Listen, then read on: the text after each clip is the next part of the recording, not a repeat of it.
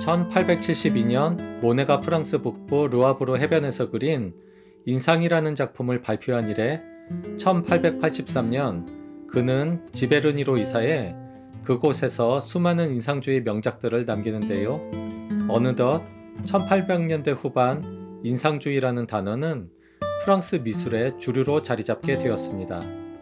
하지만 19세기 후반 프랑스에는 인상주의의 근본 철학인 사물을 본대로 그린다는 것, 즉 화가의 주관을 배제한 채 그림을 그린다는 것은 거의 불가능하다라는 결론에 이르는데요.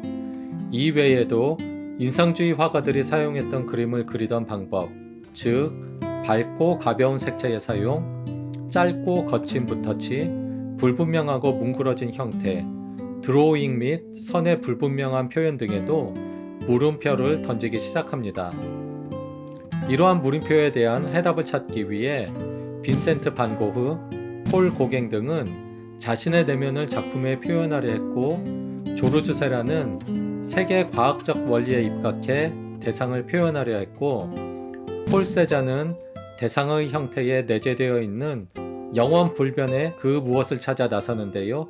이들의 고민과 새로운 시도들로 인해 20세기에 들어서며 유럽 회화는 인상주의에서 표현주의, 상징주의, 야수파, 큐비즘 등의 다양한 양식들이 출현하고 전개되어집니다. 이 중에서도 30대가 훌쩍 넘어 가장 늦게 미술가의 길을 걷게 된 폴 고갱은 가장 과격한 방법으로 기존의 화단에 도전장을 내미는데요. 그를 따르는 미술가들에게는 미술은 추상이라며 자연을 있는 그대로 재현하지 말라고 말하는가 하면, 프랑스 파리의 화단에게는 기존의 그림을 그려오던 관습과 방법, 즉 3차원 공간에 펼쳐진 자연을 2차원 평면에 충실히 재현하려 했던 노력, 인간의 본질을 잃어버린 문명화된 유럽 사회 그 자체를 부정하는데요. 예술은 가장 순수하고 때묻지 않은 야만적인 원시에서 나와야 한다라며 그는 1892년 문명의 손길이 거의 닿지 않던 남태평양 타히티로 훌쩍 떠나기도 했습니다. 고갱은 3차원적인 입체감을 표현해야 한다라는 기존 회화의 광박관념에서 벗어나려 했는데요.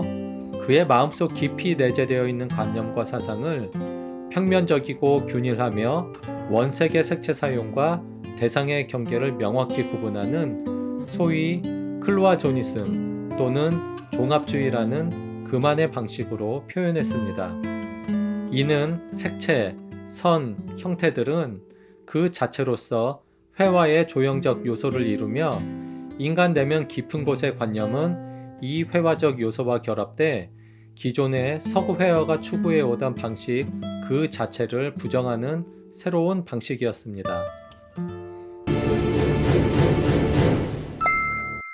한편 프랑스 중산층 출신의 폴 세리지에는 1888년 프랑스 퐁타방에서 예술가 마을을 이루고 있던 리더 폴 고갱과 만나는데요.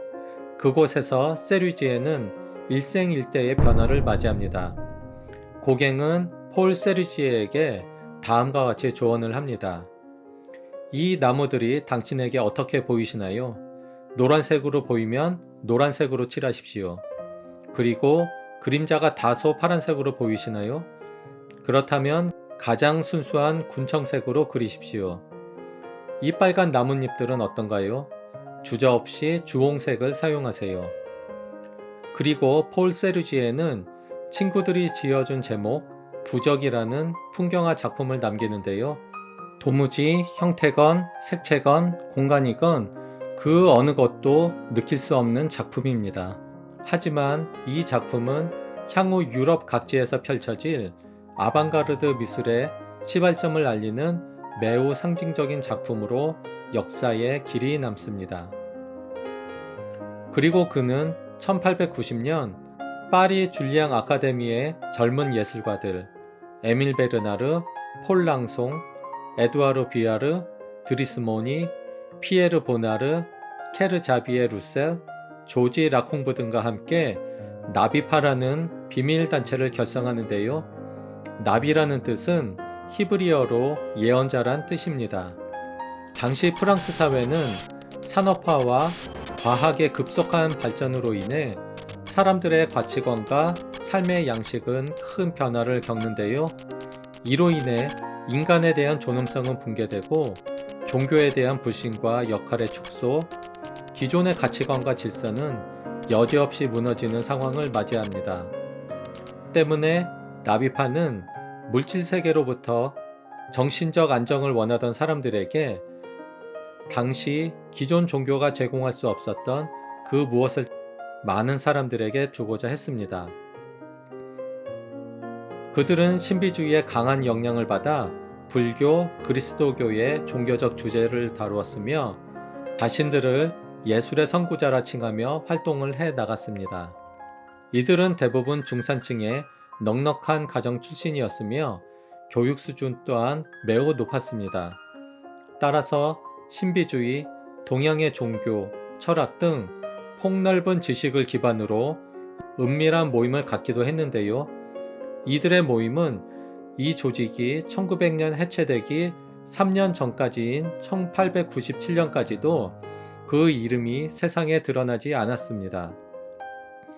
한편 고갱의 작품과 일본 회화의 깊은 영향을 받은 모리스 드니는 1890년 다음과 같은 말을 하는데요. 그의 말 속에는 나비파의 특성을 가장 잘 나타내고 있다고 할 수 있습니다.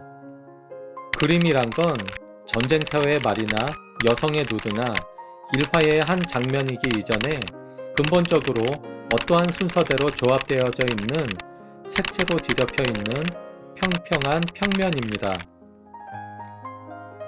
사실 이러한 개념은 이전에 여러 화가 및 비평가들에 의해 언급되어 왔지만 모리스가 한 말은 당시 시대적 상황과 맞물려 보다 많은 사람들에게 어필되었고 모더니즘 미술의 근본 토대를 마련한 컨셉으로 받아들여지고 있습니다. 하지만 모리스가 말하려 했던 말에 대해 가끔 오해를 불러일으키기도 하는데요. 그는 그림에 표현된 형태가 주제보다 더 중요하다라는 취지로 말한 것은 아니며 우리들의 감정의 깊이는 그것을 표현하는 충분한 선들과 색채들로부터 나오는 것이다라며 훗날 그의 입장을 다시금 밝히기도 했습니다. 또한 지나치게 색채에 대한 과학적 접근을 시도하는 신인상주의에 대한 반대급부로 자신의 이러한 미술운동을 신전통주의라 명명하기도 하는데요. 이 때문에 신인상주의 화풍을 계승 발전시킨 폴 시략은 훗날 이들 나비파 출신의 화가들과 화풍을 무척 경멸하기도 했습니다.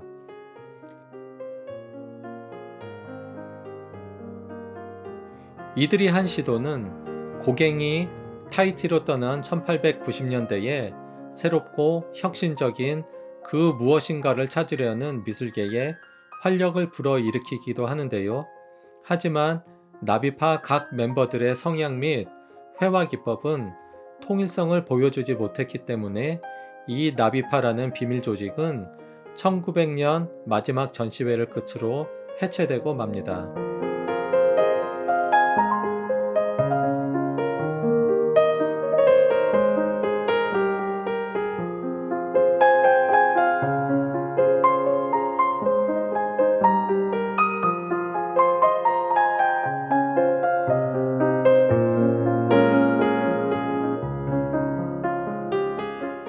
그들의 작품에서 무엇이 느껴지시는지요? 고갱의 종합주의, 클로아 조니즘이 보여지시나요? 그들의 정신이 선과 색채와 조화를 이뤄 극대화된 것이 느껴지시는지요? 그리고 20세기 초반 다양하게 펼쳐질 아방가르드 모더니즘 미술이 보여지시는지요? 영상 재밌게 보셨다면 구독과 좋아요, 알림 설정 부탁드립니다. 감사합니다.